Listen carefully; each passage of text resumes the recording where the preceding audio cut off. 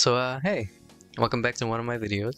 Today I'm gonna be talking about the main types of archetypes you can find in a fighting game to help you kind of choose what kind of character you want to go for. So these four main types of archetypes I'm going to talk about isn't definitive.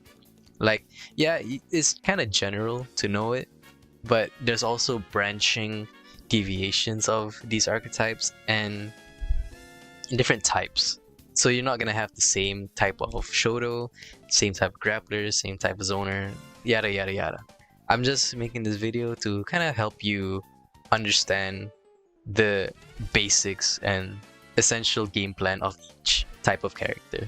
If you ask me, if you see the character that you like the look of in a fighting game and you really want to learn them, I'd say that's a better motivator for you to learn the character, whether or not you like the gameplay, or even if you just like the gameplay of the character. It's totally up to you.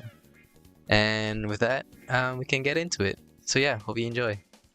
So let's start off with the first one, Shotos.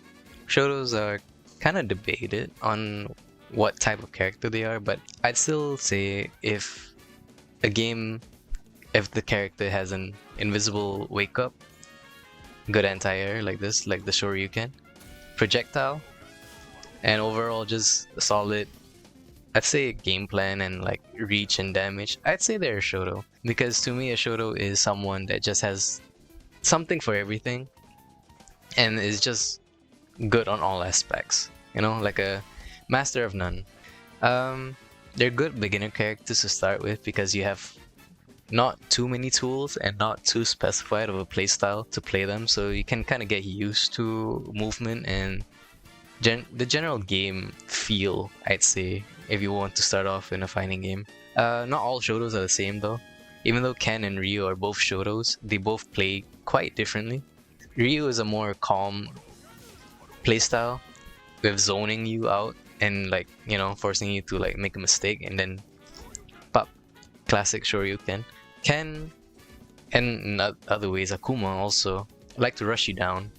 Ken has, especially in this game, the Jinrai kicks, I think. I can't really remember because I don't really play Ken. And Akuma is very Rushdown heavy, attacking you with plus frames and just has the most tools in the game, I think. And yeah, so we can move on to the next character. Okay, moving on the list, we have Rushdown characters. So what makes a Rushdown character?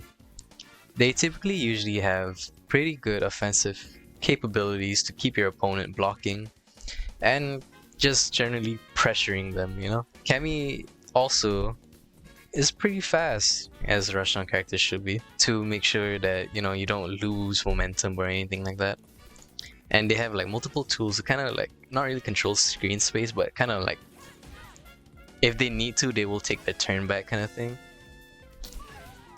And generally they're for more like, if you really want to get in their face and kind of like ruin their day, you can kind of do that with Rushdown characters.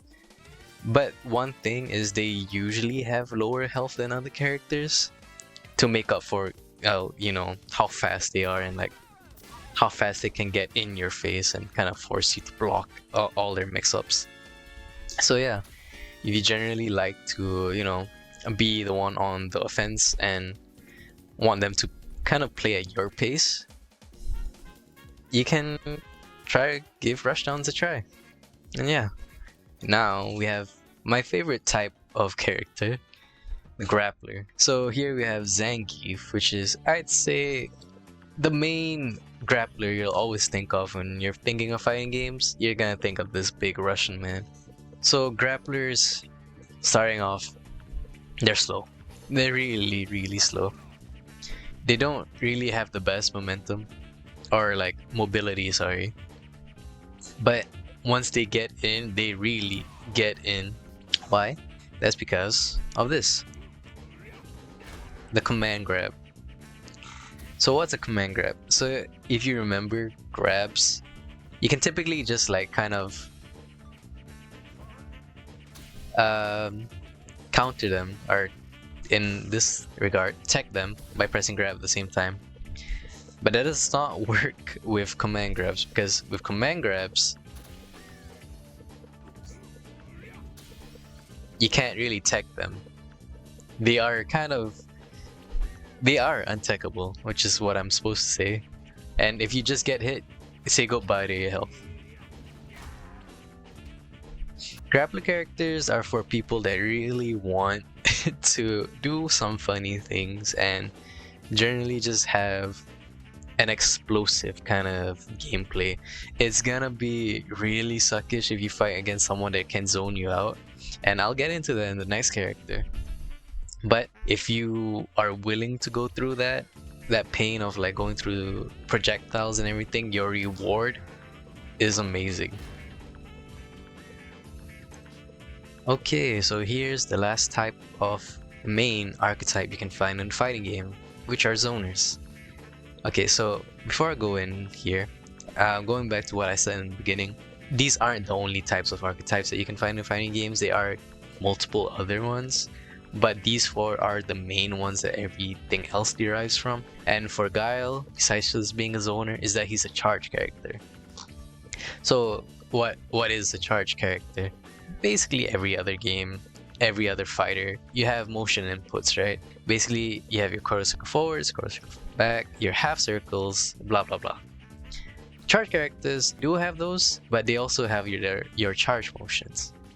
Charge motions is when you hold down a direction and then press the opposite direction with your corresponding button to do your special move.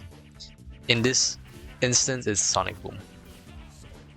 And this is Guile's game plan. Essentially just keeping you away, harassing you with, Sonic Booms, full screen, comfortably turtling. And if you, I don't know, decide to jump, because why wouldn't you, right? He also has a DP to keep you in check and then just go back at it again. There are multiple types of zoners. There's ones like in Guilty Gear, like Axel will keep you away with his weapons, which is still pretty annoying. Zoners in general, they have a game plan where they just want you to stay as far away from them as possible and kind of like destroy your mental with all the projectiles they'll spam at you. It works.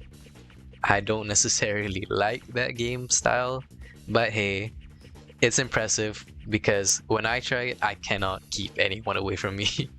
So yeah, those are essentially the four main types of fighting game archetypes you can find in any fighting game. Of course, there's gonna be more here and there, branching from the main four. But yeah, hopefully this teaches you more about it, and I hope you like and subscribe, and hopefully I will keep on making more consistently.